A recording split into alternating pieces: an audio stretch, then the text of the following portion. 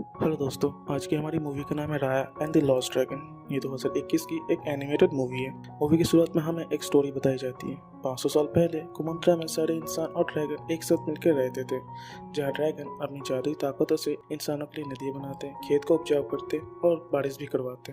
लेकिन एक दिन बवंडर नाम का एक राक्षस का जन्म हुआ, जिसके छूने से इंसान पत्थर में बदल जाते। धीरे धीरे वो राक्षस अपनी तादाद बढ़ाते रहे, इसलिए ड्रैगनों ने उनके खिलाफ जंग छेड़ दिया।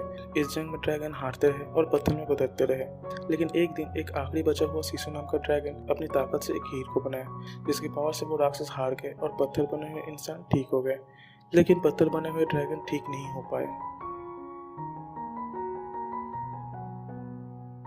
उस जंग में सीसू नदी के अंदर गायब हो गया। ड्रैगन के जाने के बाद इंसानों में हीर को पाने की लालच जगी और इसलिए इंसानों में झगड़े हुए और कुमंत्रा 5 हिस्सों में टूट गया।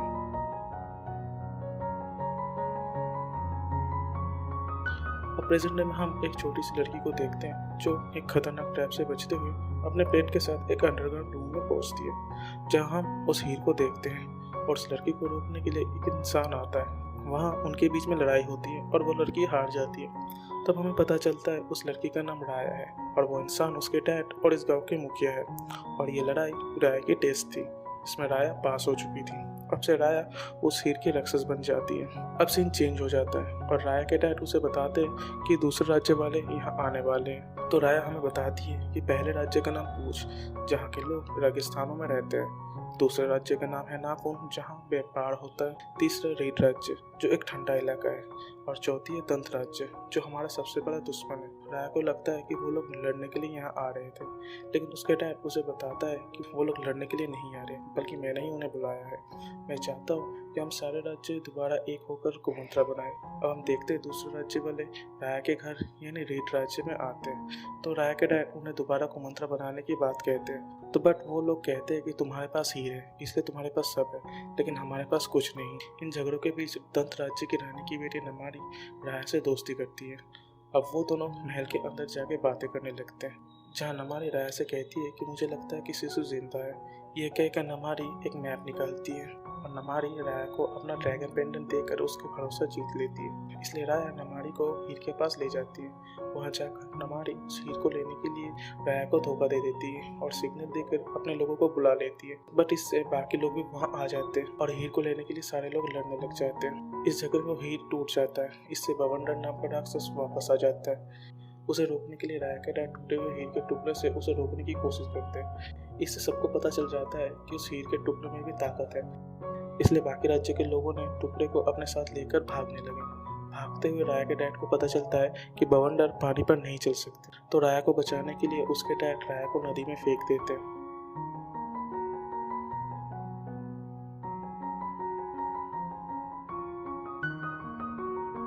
अब सीन चेंज हो जाता है, जहां हम देखते हैं कि राया बड़ी हो चुकी है। वो शिशु को ढूंढने की कोशिश करती है और हम देखते हैं कि नदी का पानी सूख चुका था और चारों तरफ बंजर जमीन थी।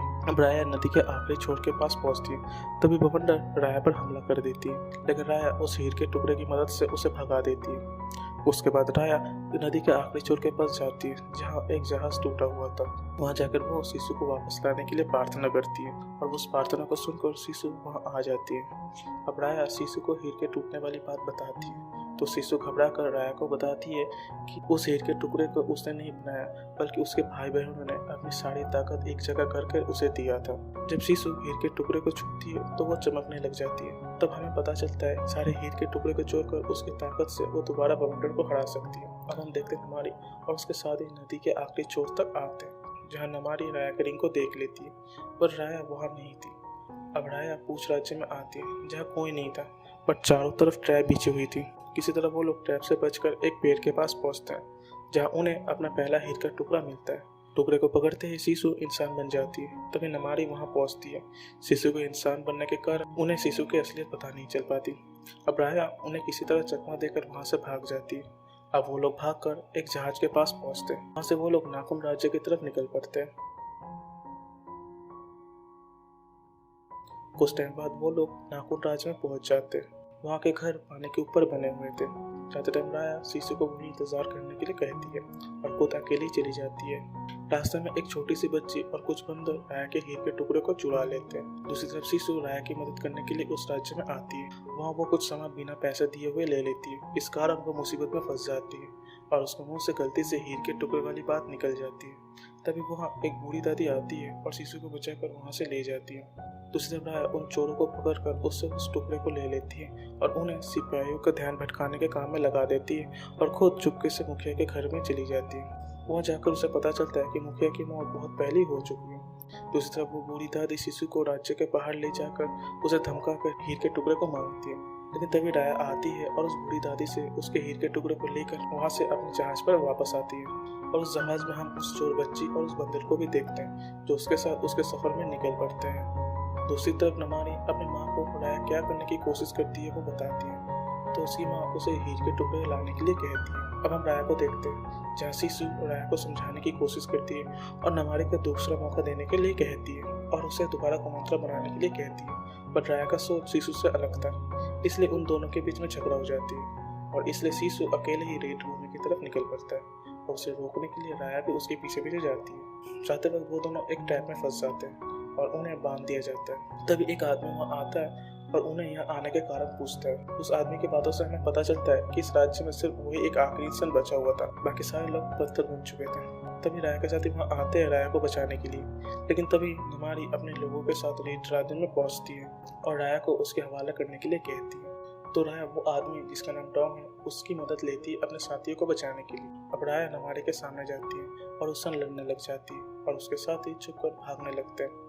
जब राया हारने लगती है तभी सीसू अपनी असली ड्रैगन फॉर्म में आती है और राया को बचा लेती है। लेकिन इससे नमारी और राया के साथी को सीसू के बारे में पता चल जाता है।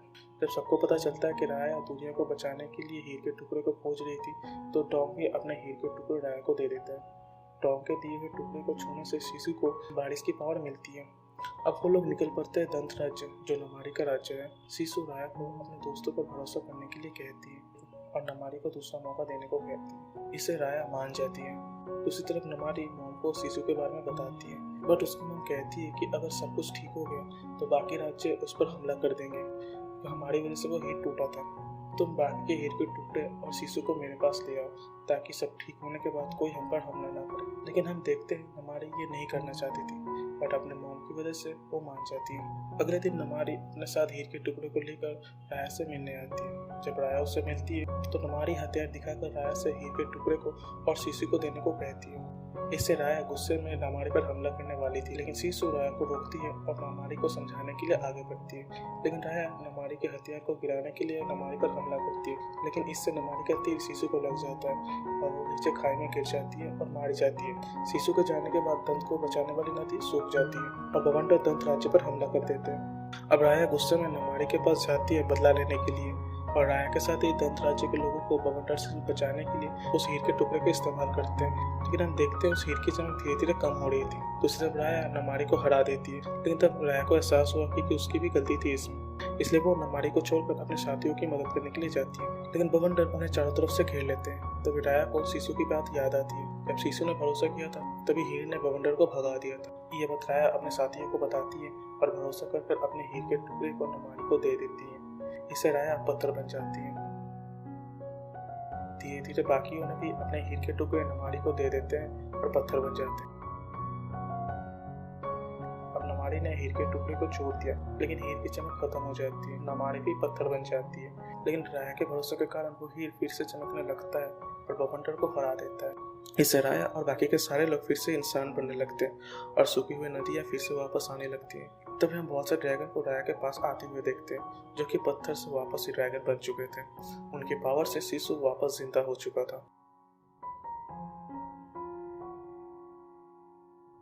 अब हम देखते हैं कि राया के साथ ही अपने घर वापस आते हैं अपने परिवार से मिलने, और राया भी वापस आ जाती है अपने राज्य में आते ही वो अपने डैड से मिलती है। तभी सीसू वहाँ आती है और अपने साथ बाकी के राज्य के लोगों को भी वहाँ लाती है और सारे टूटे हुए राज्य एक होकर दोबारा कुमंत्रा बना देते हैं। थैंक यू दोस्तों।